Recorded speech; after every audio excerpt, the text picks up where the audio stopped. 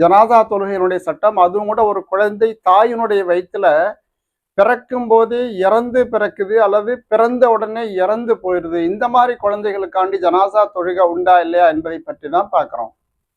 அதில் 3 கட்டங்களாக பார்க்கலாம். அது ஒன்றாவது பார்த்தீங்கன்னா, ஒரு குழந்தை பிறக்குது. பிறக்கும் போது அது உயிரோட பிறக்குது. உயிர் இருப்பதுக்கான ஏதோ அடையாளங்கள் தென்பட்டு பிறந்து அதுக்கப்புறம் இறந்து போகுது என்று சொன்னால் இந்த குழந்தைக்கு தொழுகை உண்டு என்பதாக நம்ம ஹதீஸ் பார்க்குறோம்.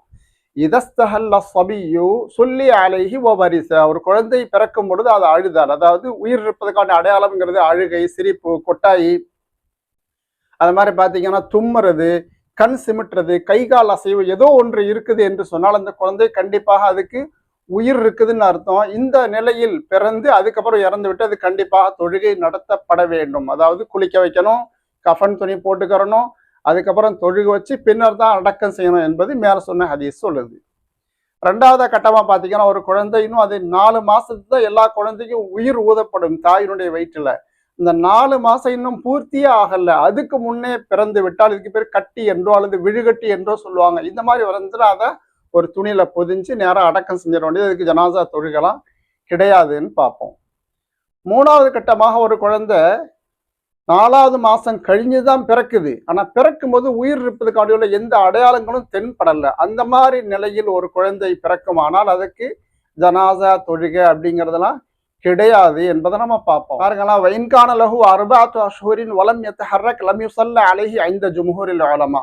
अलबत्ता जिस बच्चे में पैदाइश के वक्त जिंदगी का आधार ना पाएगी तो उस पर जनाजा की नमाज नहीं पढ़ी जाएगी. அதாவது 4 மாசம் நிறைஞ்சிருச்சு, ஆனா பிறக்கும் போது உயிர் இருப்பதற்கான எந்த அடையாளமும் இல்லாமல் பிறந்தால் இதுக்கு ஜனாசா தொழுகை கிடையாது. இந்த குழந்தைய நம்ம குளிக்க வைக்கணும், கஃன் துணி போடணும், நேரா போய் அடக்கம் செஞ்சிடணும் என்பதுதான் மேல சொன்ன அந்த கருத்தா இருக்குது. இதுல ஷாஃபி ஹனஃபினுடைய மதுஹபினுடைய ஃபத்வாக்கள் இதுவா தான் இருக்குது. ஆனா இமாம் அஹமது பின் ஹம்பல், அது மாதிரி இமாம் ஷாஃபி ரஹிமுல்லாவுடைய இன்னொரு அபிப்பிராயம், மேல சொன்னது ஒரு அபிப்பிராயம், இன்னொரு அபிப்பிராயம் அவங்க சொல்லுவாங்க, ஒரு குழந்தை அது உயிர் இருப்பதற்காண்டி எந்த அடையாளமும் தென்படாவிட்டாலும் கூட அதுக்கும் ஜனாசாத்துக்கு உண்டு என்பதாக சொல்லுவாங்க. காரணம், ஒரு ஹதீஸ் வருது,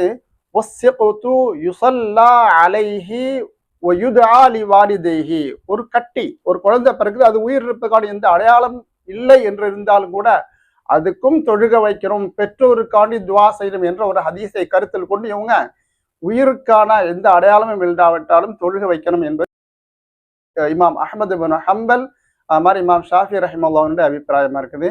அல்லாஹ் நமக்கு சாலிஹான குழந்தையா தந்து நோய் இல்லாமல் நீடிச்ச ஆயுசோட நல்ல அமலோடு இருக்கக்கூடிய குழந்தைகளா ஆக்கி வைப்பானாக.